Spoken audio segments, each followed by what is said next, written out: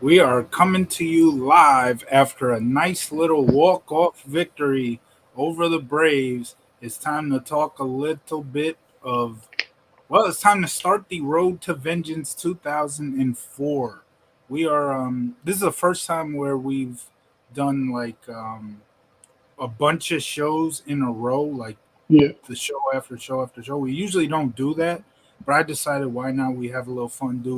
Do a little chronological order leading up to Vengeance, starting with we started way back with Bad Blood 04. Now Yeah. we're going to do the show after Bad Blood 04, the Raw after Bad Blood 04, going into every Raw after that, right before Vengeance, and then we do Vengeance. So the first show is the June 14th, 2004 Monday Night Raw. How you doing, Tro? What'd you think of this show? I thought it was a very fine post post pay per view show at the time, Okay. and it helped set up long term storyline. Yes. We kick off the show with Eric Bischoff in his office. Kane enters the office. Bischoff tells Kane right away that, as you know, you had a good match last night, even though you lost. But sadly, we have to name a new number one contender. That pisses Kane off. Bischoff's like, listen, Kane, you got to be professional about this. Be professional. And Kane goes, professional, professional. And then he takes a chair, throws it across the room, knocking the glass off the Eric Bischoff picture that hangs on Bischoff's wall in his office. And just Kane just goes crazy on Eric Bischoff's office. A really good segment to kick off the show there. Look, Kane isn't pissed off that he lost last night. He's watching SmackDown, and he just wants to know where his father is. He wants to know if Eric Bischoff knows what's happening with his father This over there. you mentioned that yesterday. It was actually perfect timing because this was 4 days later. See, They're actually, well, this it was all at comes least together. it was 4 days after actually the night where Kane joins Paul Heyman Mhm. that we covered. So not after the kidnapping, but just 4 nights. It was in the time period essentially. So I- it That's didn't. like my head canon. Kane's just pissed off. He wants to know if his father's okay. And we will actually get to they talked about that show in the Raw Rebound. That is later in that show in this show here. Um, so now we go to the ring. Jr. After the intro, of course, the video package. That is my favorite You Raw get intro love the money. across the nation. That was tremendous. Such a tremendous song. So we get Jr. in ring. He says he wants Triple H and Shawn Michaels to come out so everybody can show their appreciation for that amazing Hell in a Cell match. In JR's words, well, I think he said classic Hell in a Cell match. So come out and show their appreciation so they can bring closure to this storied rivalry. Shawn Michaels comes out first, followed by Triple H. JR tells them to shake hands. They both stand there for a few seconds, like, are we really going to do this? Triple H is like slowly bringing his hands up.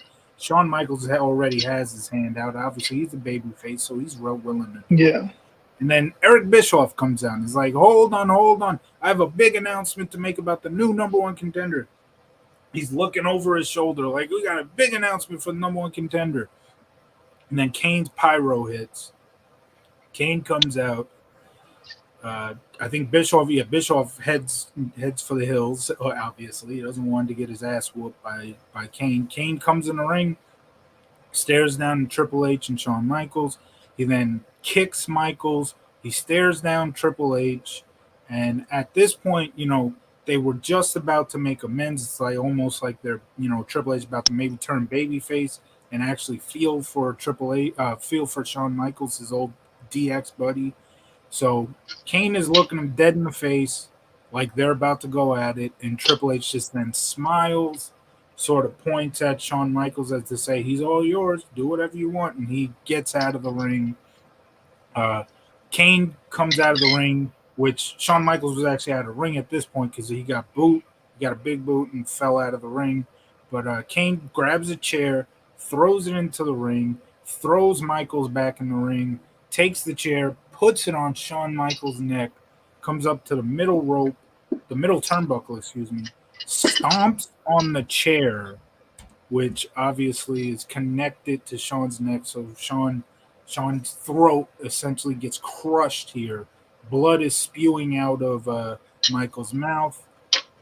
And we head to break there after everybody starts coming in and is sort of like, don't relax, Shawn, relax. It's like, yeah, the guy's got blood coming out of his throat, but yeah, relax a little, chill, bro. What are you doing? Chill. You're only dying. So you go to break after that. What did you think of this segment here? I liked how JR just like said, "Oh hell no, I'm set on fire again, you motherfucker." Screw you guys, I'm getting the fuck out of this work. We got a guest here. Christian says, "What's up, fellas? How's it going, Christian?" But I like how this I think this is really one of the first times we actually had Kane interact with Triple H since the Unmasked the year before. Although they did face him off in a triple threat at Armageddon. That's true. That's right. But I just picture Kane like, well, you reminded me of Katie Vick, but you, on the other hand, I don't know why. I just don't like you, Shawn. So you lost last night, and so did I. I'm a bigger loser than you. So we kick off the show with what, in my opinion, is the segment of the night. This was really good. I really enjoyed this. Although we do have a bit of the segment essentially stretches out after the commercial break. They come back to break. Shawn Michaels is still in the ring. They're, kind of getting ready to put him on the stretcher. They finally get him on the stretcher. I mean, I don't know why it would take that long when the guy's got his throat just got crushed. He's dying in the middle of the ring, and they're like, "Oh, guys, sorry, we're in commercial break. I'm bleeding out. Sorry, we gotta wait till we're back on camera." I'm dying, you assholes. So they put him on the stretcher. They carry him to the back on the stretcher. Obviously, they wheel him to the back, I should say. And we see the ambulance, and we actually see a YouTube legend open the ambulance door as Maven is there at one side of the ambulance. He opens one of the doors. Shawn Michaels gets put into the ambulance and drives away. And if you are a Maven fan and you are hoping that he was on this show, aside from the fact when they re-air this in an earlier Tonight segment, this is all you see of Maven. So sorry. I wonder if Maven's going to make a video about this one. Hell, I'm Maven, and for a couple of years, I got to live the best life ever. Here's a secret that you didn't know. I was actually catering for the whole night, and they said we need an extra. So this is how much I got paid for this. You can make fun of Maven. Oh, I'm not making fun of Maven. I'm just poking fun at his YouTube stuff. He's got a hell of a lot more subscribers than we do. Well, as a tough enough winner, I'd expect him. Okay, so next we got a intergender tag team match. Trish Stratus and the Problem Solver Tyson Tomko taking on Lita and Matt Hardy. This was a decent match. I was okay with it. What did you think of this intergender match?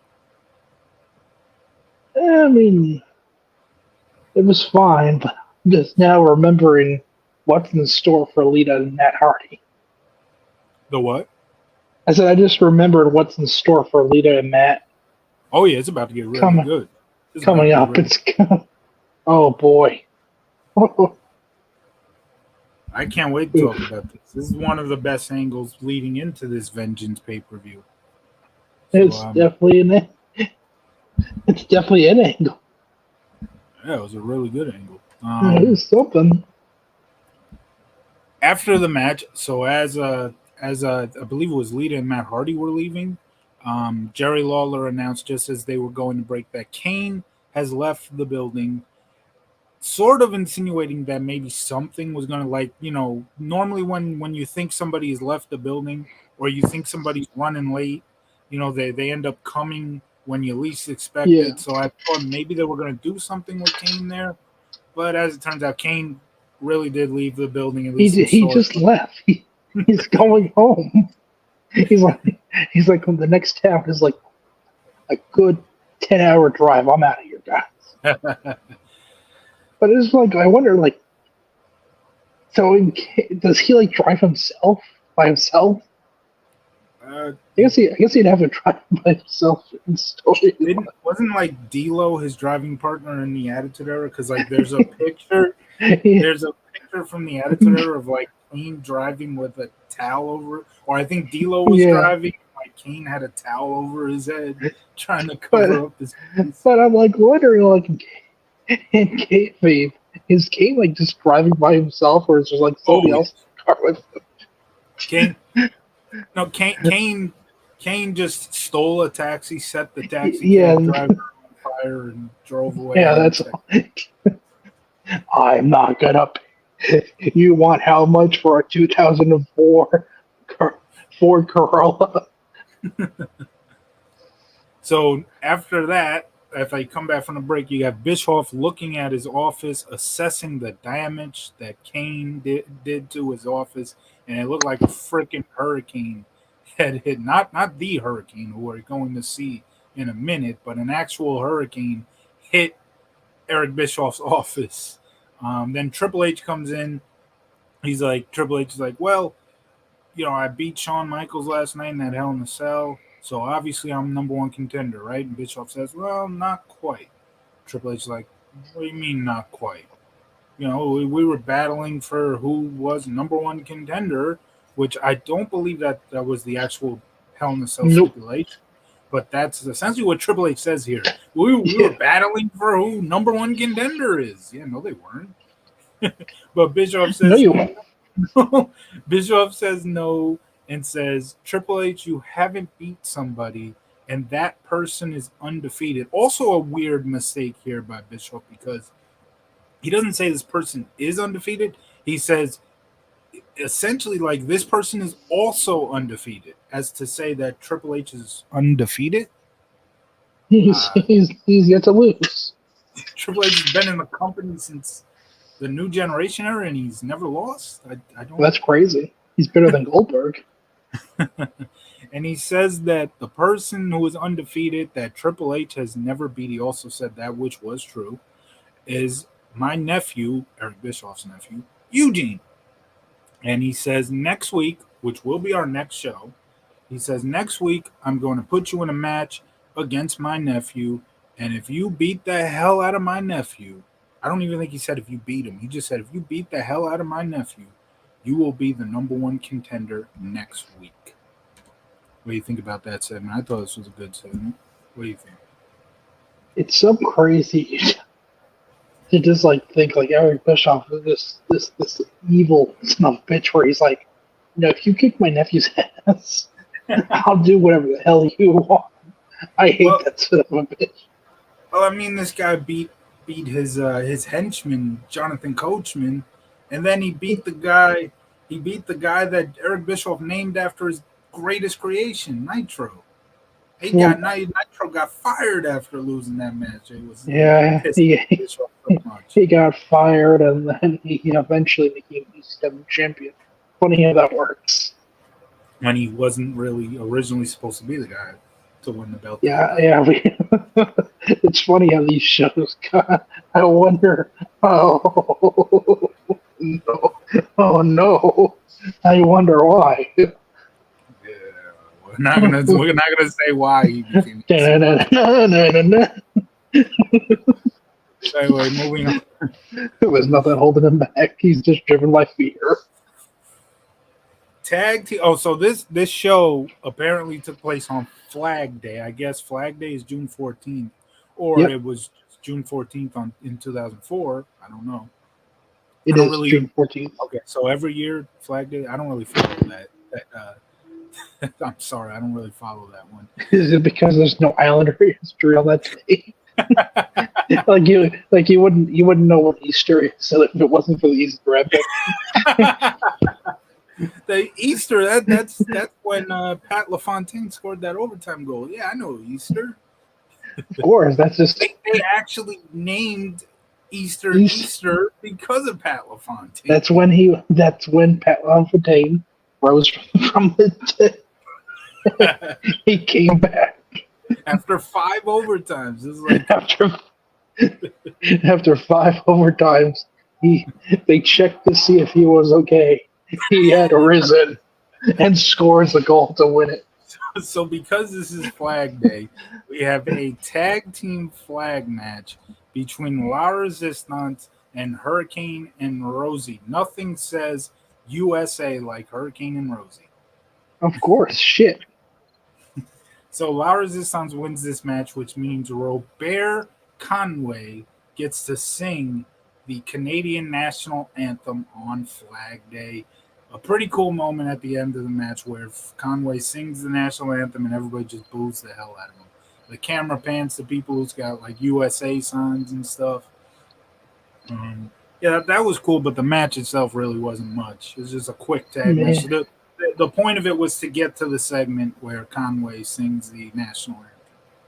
It's crazy to think that if Rosie was still alive today, he'd be in the bloodline. He'd be in the bloodline because they just keep on fucking adding every Samoan in that fucking thing right now. It's actually funny. Every Samoan is just like, they're like, can you wrestle? No. Sweet, you're in. So now we have a promo for the upcoming Diva Search. Then we have the big. Here's where this angle starts that we just were referring to earlier. Lita backstage looking upset, and JR and Lawler are selling this. It's like she just won her tag match. Why is she so upset? And then the camera pans down. Lita is holding an EPT, which is an early pregnancy test. She gets up. She's obviously in the locker room. She's in the women's locker room here. So she gets up. She walks over to the bathroom, closes the bathroom stall, and obviously we know what she's doing when she's got the EPT. We know what she's doing there. King's like, oh, I wonder what she's doing, JR. Wait, she's at the camera there. Whoa! So now we got the highlight reel with Eugene. Jericho immediately at the start, Jericho tries to warn Eugene, like, I know your favorite wrestler is Triple H, okay, but you know what? Triple H is using you here. He's not your friend, blah, blah, blah, this and that. Then Evolution comes out, and Eugene is, all excited. Yay, it's my favorite wrestler, blah, blah, blah. And Triple H says, listen, Eugene, don't listen to this guy. Don't listen to William Regal. This guy being Jericho. Don't listen to Jericho. Don't listen to William Regal. Triple H, Evolution is your friend. And Chris Jericho's a liar. And then he gives Triple H gives Eugene this present box, this box that's wrapped up like it's a gift, and it turns out that the gift has the box has a Triple H hat, a Triple H shirt. Then he pulls out an 8x10 of Triple H. Triple H does. Triple H pulls an 8x10 of himself out, and he's like, "Look, Eugene." He's like, Eugene, look, it comes with a Sharpie. So he opens the Sharpie, signs the 8x10, and then the big thing, it's an Evolution shirt, to which Triple H says, Eugene, this isn't for you. See, I want you to sign this for me. And then Jerry Lawler's like, this must be the only thing. This must be the first thing Eugene's ever signed in his life. So then Triple H, after Eugene signs the shirt, Triple H is like, let's take a picture, Eugene, you and me. And so then he's like, on the count of 3, I want you to say pedigree. And you hear the whole crowd's like, no, no. And obviously Lawler and JR are selling it on commentary like, no, Eugene, don't do it. And so they count to 3. Eugene says pedigree. Picture gets taken. And obviously Triple H does not pedigree Eugene this time.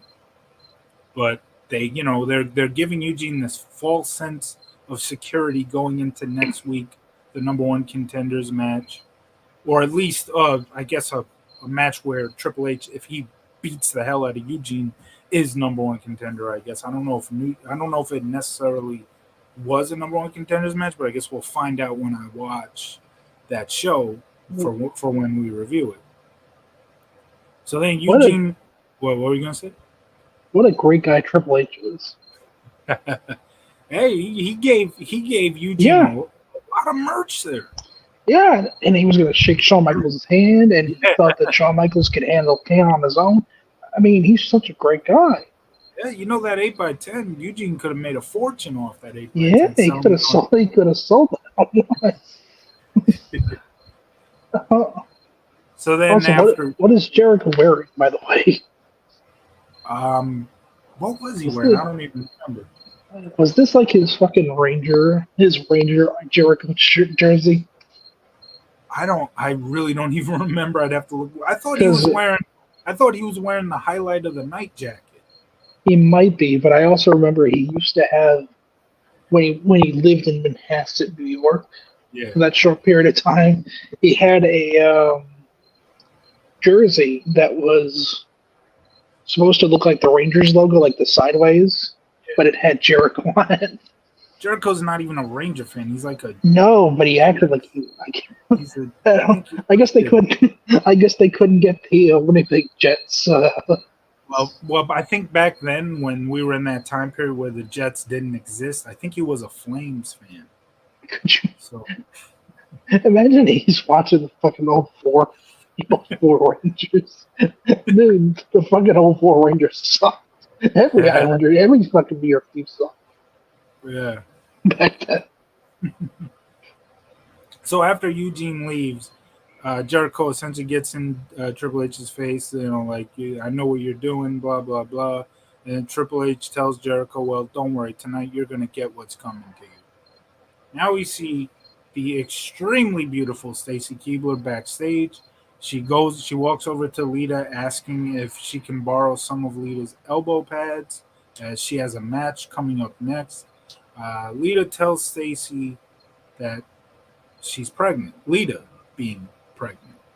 And Lita says, well, Stacy was excited to hear that. She's like, well, I'm very excited for Matt, you and Matt, obviously Matt Hardy.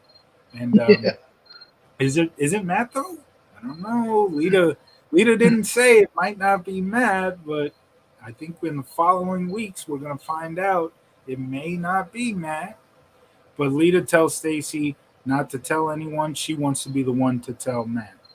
And when she tells Matt ends up being not too happy about what is said next. I'll wear a condom, Lita. What do you mean? Rebby ain't gonna like this. So now we get to a tag team women's match, another tag team match on this show involving the Divas. This one not intergender this time. It was Stacy Keibler and Nydia taking on Gail Kim and Molly Holly.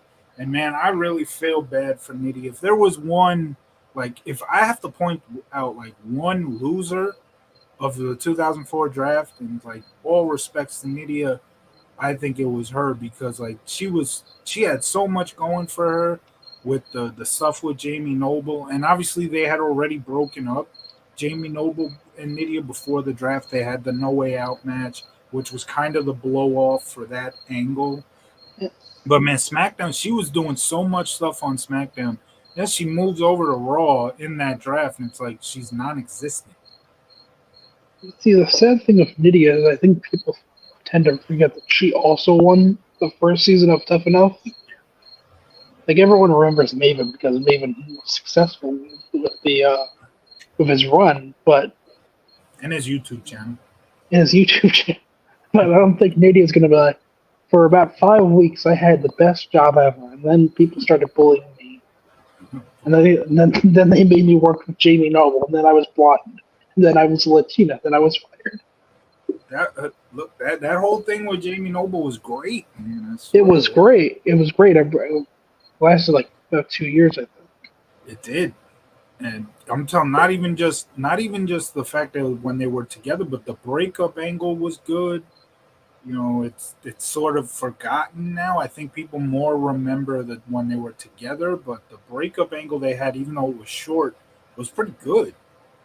But after that breakup angle, they had nothing for Nidia.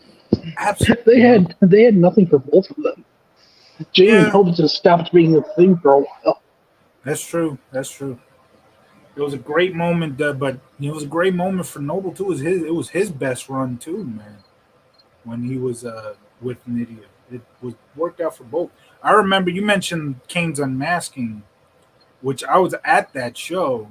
Yeah, The next night they did a SmackDown, and there was a segment in an outside area. It was like outside of the, maybe not the garden, but it was like around the area.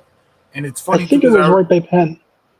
by what I think it was like right. I Penn don't Station. know. No, I don't think so because I don't think they would have been able to film like right there. I think it was outside of Kmart or something. Like Could have across the been. street was a I Kmart. I don't. think I don't remember. I don't know my 2002 New York 2003. City. 2000. 2003. I was 5. Yeah. I was 5. I don't remember the city from The, 2005. the reason why this I always remember the segment so well is because like I was like right there. I think if it was a Kmart, I think I was in that Kmart like the day I got tickets to that show. So that's why I think I was like, oh shit, yeah, I remember being in that Kmart. But yeah, the You, segment. Go ahead. you see Jamie Noble and Nydia inside the Kmart. Nah, this is like a month before that. Well, they're practicing, of course. Yeah, they're practicing to shoot a pre-tape a month early. Yeah, they're practicing excitingly winning, getting their money. Yeah, that 'Cause and I'm pretty that's sure that yeah, that was a segment that it that was. was that was the segment where And Jamie Noble's like, we're going to Apple. yeah, Grandma Lucille passed away, and she left everything for Jamie Noble. Jamie Noble gets excited, like you said. He yells to Nydia, "We're going to Applebee's," and that's when Nydia gets the fur coat, all that. The fur You coat know, that she took when they did the breakup angle. She took that fur coat, and remember what they did to Moppy when they put yes. him in the wood Except chipper? this one was actually good. They did the same. Nydia did the same thing to the fur coat. She put it in a wood chipper and destroyed the fur coat. And Ima- don't you ever disrespect Moppy. That was a great moment. imagine freaking Nydia did the Mobby voice like freaking. I think it was Raven did. Raven, yeah. Oh no! Oh no! But yeah, that's like Noble and Nydia were great together in like when they first started in Yeah, 2002, even in early '03. But it was that segment where like we're rich, we're going to Applebee's. That's when they really started to pick up. And then of course they did the black mist where Nydia is now blind. And then at the Royal Rumble, she mistakenly cost Noble the cruiserweight title match. But then, like the next night, she revealed, "Oh, I didn't. It wasn't a mistake. I'm not really blind. So fuck you. I yeah. know what you." But the reason she does that is because Jamie Noble treated her like an asshole the whole time she was blind. So that's what led to the breakup. That was such a good angle, man. I'm telling you. I You know, feel yeah. looking back on it, I think Jamie Noble shouldn't have said Applebee's. He probably should have promoted the fucking WWF New York. Right. No, WWF New York was gone. WWE the world that was gone. That left in February None of 03. of 03? Yeah, February of '03. I remember because Wow. I was in the world in like I don't know, maybe early 2002 or something, and I was not a fan yet. My cousin was a huge wrestling fan at the time, so it was like my mom and his mom were at were took us to the city, And like he wanted to go to the world, and I'm like, I don't want to be in here. Why are we going in here? I'm bored. Let's go home. So he gets to be in the world, and then like fast forward to the end of '02, like November, Thanksgiving of 2002, I become a wrestling fan, and literally the world closes December, January, 3 months later. 3 months later. So one of my most distinct memories is being young, going into New York City, going to the Toys R Us. Hmm. It would have had to have been '02 Okay. because I remember I was terrified of ET. Oh I was boy. I was terrified of ET. So they were like doing the 20th anniversary of ET at Toys R Us. So I was terrified. But I do distinctly remember walking out and seeing across the street advertisements for. I'm trying to remember if it was the WWF logo or the WWE logo, but it was overall. It wasn't like it was WWF New York, WWE New York. Well, depending on if it was 2002, it would have to be early '02 to be WWE. Yeah, that's what I'm thinking. It might have been. Well, I remember that the Toys R Us, that Toys R Us was so good. I brought the toy cruiserweight title belt there, and on like New Year's Day in 2004, I brought tons of action figures from there. That I love that Toys R Us, man. That was an awesome. I always heard the food at WWF New York wasn't good. I have no idea. I never ate there. No, I heard it's like like your standard pretty much like Applebee's. I guess like that quality of food. Yeah. 'Cause I don't think they ever like did anything creative with like the names of the food. Right. They should have. So in this what led us to talk about Jamie Noble and Nydia, which led us down to this This rabbit hole of New York City. yeah, this rabbit hole 2002. 2002, 2003. But anyway, Early 2000s. what led us down to that rabbit hole was this tag team match between Stacy Keibler and Nydia versus Gail Kim and Molly Holly. There was not much really to be said about this tag team match. It wasn't really that good. The crowd didn't care. Gail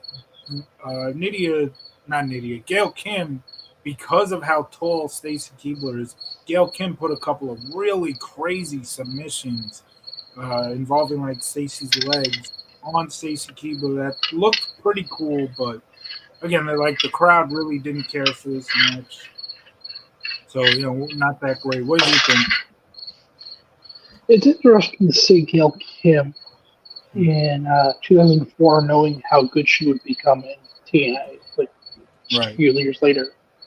So, because I think she's always been a good wrestler. It's just in WWE, it's never really clicked in either of her two runs there. So now we got. She's also the reason why Vince McMahon knows about Asian porn because of her. Oh my gosh. So one of our recent episodes gets essentially promoted here that we covered you can check our archives. The SmackDown Rebound, the June 10th, 2004 SmackDown. This is one of my favorite SmackDowns ever. It's one of our favorite reviews we've ever done. Yeah. It was a pretty fun review. Like I said, check the playlist for the show, F&C Retro Wrestling Reviews. This is episode 48, so that's got to be like episode 46 or 45. I think it's 45 because I think 46 was Bad Blood. But Bad Blood 04. So check both of those episodes out in our archives. So SmackDown Rebound, followed by Hell in a Cell recap from Bad Blood, obviously, which, again, that's another episode that's in our archives. They recap the Hell in a Cell, and now we go to a very, very long Raw main event here. Yeah. It's a six-man tag, Evolution taking on Chris Benoit, Chris Jericho, and Edge. Evolution being Randy Orton, Batista, and Ric Flair. This was a six-man elimination match, hence why it was pretty long. Even though it was a long match, I really enjoyed it. This was, in terms of the matches on the show, this is obviously the match of the night. I still say the best thing on the show overall would be that opening segment where Kane, destroys Shawn Michaels' throat, and of course everybody's just be careful, John. Or what was it? Calm down, Sean. Calm down, Sean. I'm dying here, you house. Well, first, after we come back from the commercial break, we'll get you out of here. Just calm down. We're going to after going to break. They just play WWE Slurpees. I'm dying. So, what did you think of this 6-man elimination tag match here? It was long, but this was back when we had 2 hour Monday Night Raws, so Yeah, the good old days. yeah, I mean, pretty much everyone agrees. Like, Raw's better when it's 2 hours. Absolutely, any weekly show is better when it's 2 hours. Yeah. There's Well, no I mean, need if you could fill the 3 hours with stuff, maybe, but yeah, we really don't do that now. We get like a 30-20 minute thing now. So what I view it as the third hour, just they do that just to add more wrestling on the show, more matches on the show, and that's just I'm tuning out. I'm sorry, I don't want. That's why I don't like 3 hours. I feel like it's useless. The show goes on way too long. Yeah, there's no need imagine 3 hour Raws back then. Oh, even less of Chris Benoit. Oh gosh. Just a shadow in the background. I'm here, guys. I'm the world champion. Shut up, Chris. No one cares about you. We're gonna book Eugene better than we book you. Well, Eugene had a really good character back then. What Yeah, was Chris that? Benoit's character was being pissed off and underdog. Yeah, I'm telling you, I've said it before, and I'll always say this. And this isn't just because of what happened in '07, but Chris Benoit is one of the most overrated performers in the history of business. I stand by that, and I always will. Well, there's nothing holding him back. He's not driven by fear. He's just driven by anger.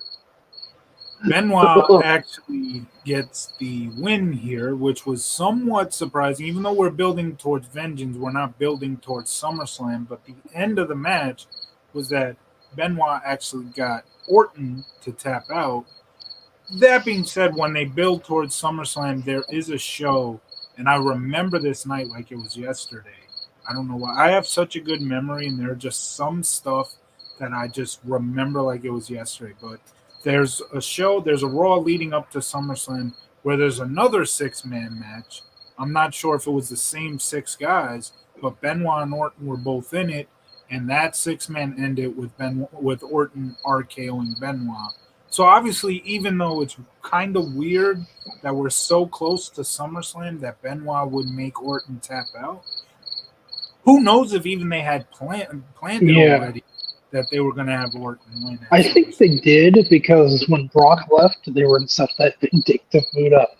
Yeah. Okay, we gotta fuck you, Brock. You're not gonna be the youngest world champion ever. Rene Dupree's like, what about me? I'm 19. Shut up, Rene. We're gonna pick Randy. Rene could have been special. I really think that. Renee's still going, man. He's been wrestling out of the States in like Japan and Mexico and all those places. I mean, he could have been big in WWE, man. He could have been one of the perfect heels during John Cena's era where Cena and him could have feuded a lot. Obviously, go ahead. I mean, they did. It didn't go too well for Renee. That's what I was going to say. They did feud at Judgment Day 2004, but that was when both of them were like on their way, trying to get up. Yeah, but Cena would have just been like, I kicked your ass like most of 2004. It's 2005. Do you really think you have a chance in hell, son?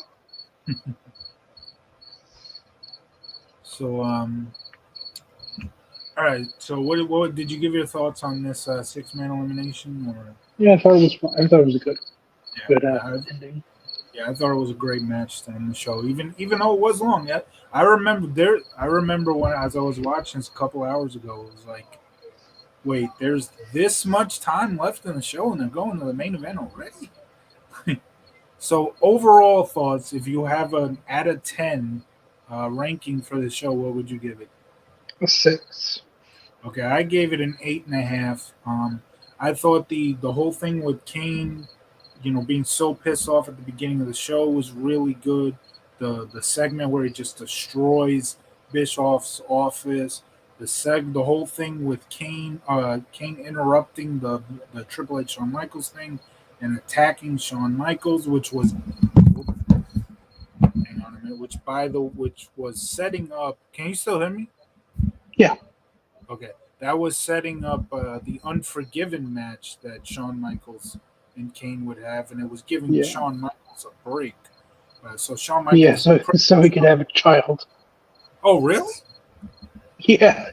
Oh, They gave him time off so he could. I did not know that was why he went on that break. Yeah. I can't let you say Lita's not the only one getting pregnant. And Kane was involved in that too, in a way. Oh, there you go. That's the real story. The baby's mine, Shawn. Oh my god. So yeah, so that segment was great. The whole stuff with Lita, that beginning that angle was good. God. The fact that the main event was on, this is the only reason why this is like an 8 out of 10, 8.5 out of 10 instead of maybe being a 9 or more, is because with that main event being so long, it felt like there was a lot more stuff that could have, a lot more angles they could have covered. Obviously, with it being the night after the pay per view, we don't know what the main event of Vengeance is going to be, so we obviously couldn't get to that yet. But I just feel like with that main event being so long, I feel like there's so much other stuff that could have been covered. But what they did cover, they covered very well. Yeah. And our next show, again, we're going in chronological order up to Vengeance. Only the Raws, because Vengeance is a Raw only pay per view. Our next show will be the June 21st, 2004 Monday Night Raw. And obviously, what we already know is Triple H takes on Eugene. If Triple H beats the hell out of Eugene, then he is number one contender for Chris Benoit's title at Vengeance. So yes, we're getting close to the best part of this road. Yeah, the road to Vengeance. I don't know if you're joking, but if you're talking about what you think I'm talking about, it is the best part. I enjoy Eugene being Eugene. Oh, the Eugene stuff. The Eugene stuff was great too. I thought you were talking about the Kane and Lita and that. I don't like that angle. I love that angle. I don't care what anybody says. That was a great angle. For the channel, not only do we have the Road to Vengeance, we're going to continue that, but the month's almost over. You realize that, right? Yeah, I was about to say we have like a Mets recap to do next week. It's looking like it's going to be a pretty damn good recap. Mets might be second place in the division by the time we're doing that recap, and they might be at the top of the wild card when we're doing that recap. A win tomorrow, and the Mets will jump over the Braves. They are currently a half game behind the Braves. Big walk-off win against the Braves right before we went off air. We both were watching it. That's why we started at 10 o'clock tonight here. And then after we got our Mets recap, and then we do the August Mets recap in September. At the end of September, we'll do an Islanders September recap for preseason. Well, we'll do an Islanders preview, not a recap. Well, we got to talk about the preseason games, obviously. No, we went through this with the Met recap. We are not talking about preseason. We're not doing anything Like, So what you're saying is you do not want to talk about the preseason of the NFL. no, we're not recapping Damn. preseason. Oh, come on. It's going to be the first time you're going to be able to see your bench warmer. Well, I saw Tyson Badgett last year, so I don't know why this would be the first time I've Oh, no, the seen him. Bears is going to be led by Tyson Badgett. No, we're not going to be led by Tyson Badgett. You sound like somebody in the Bears group, I swear. And Tyson Badgett, you Tyson trust. Badgett will not be playing a down this year unless we're blowing somebody out. You better hope that's the case. You guys don't play at MetLife this year, do you? Because I know you guys don't play us. I know that, but are you guys like facing the Jets? We don't play the Jets now. We don't play the Jets. I don't think. Okay, so you guys don't have to worry about the MetLife turf killing your ankles. You might have to worry if you play at FedEx Field. Caleb's not 40 years old, so you know he'll. Well, it doesn't matter. It claims everybody's fucking legs. That turf is so bad you can literally just take one wrong step and oh my god. Yeah, so we got about a week to go, maybe even less. Yeah, less than a week to go before our July recap. June was a happy recap, and unless something goes terribly wrong these last couple of days, July is going to be a happy recap. I will blame Frank if that is the case. And hopefully, again, like we said, when we did the Islander free agency thing where we got to announce the Duclair signing live, we said we were going to do – well, actually, no, we said it after the playoff recap. We said this wasn't going to be our last Islander stuff until the season begins. We hope to get to some Islander stuff before the season begins. We'll see what happens on that end.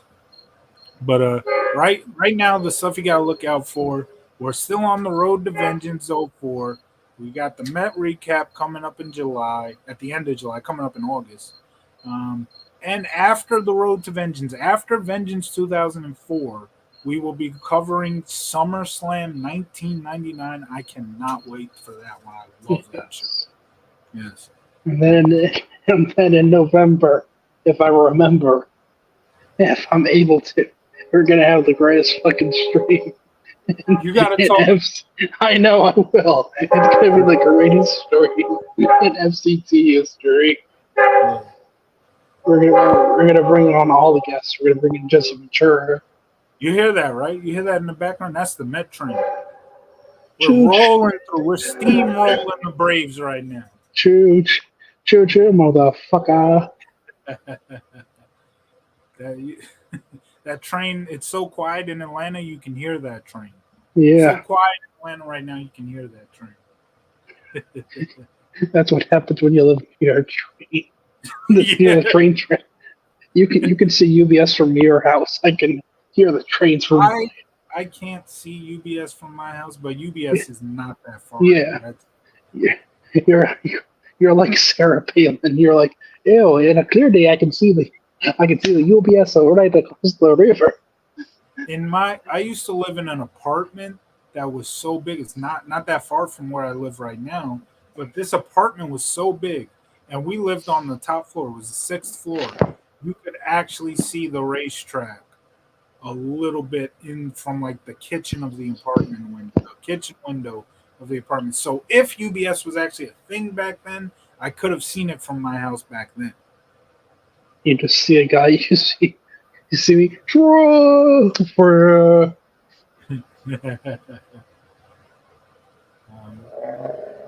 So yeah, that's what we got coming up. We got the Met recap in August for the July month. We got the Road to Vengeance will continue. When do you want to do the June 21st Raw? I'm good whenever. So you want to keep going? You want to do it tomorrow? Sure. Let's see how fast we can speed run a month. All right, we'll do a little speed run. We got them coming tomorrow. There you go. A speed run of a fucking month of build. Speed run of the Vengeance 2004 build-up. Okay, so we will see you tomorrow. Don't forget, come August, we'll be recapping a very good Mets month. So we got a lot of good shit coming on the channel. I almost said the network. Are we a network? We're a channel. We're a network. We're a fucking podcast network. Y'all Yeah. So thank you to anybody who watched. Shout out to anybody who watched this, and hopefully you can come back tomorrow and watch us review the next week's Raw. So thank you, and please subscribe. And we're out.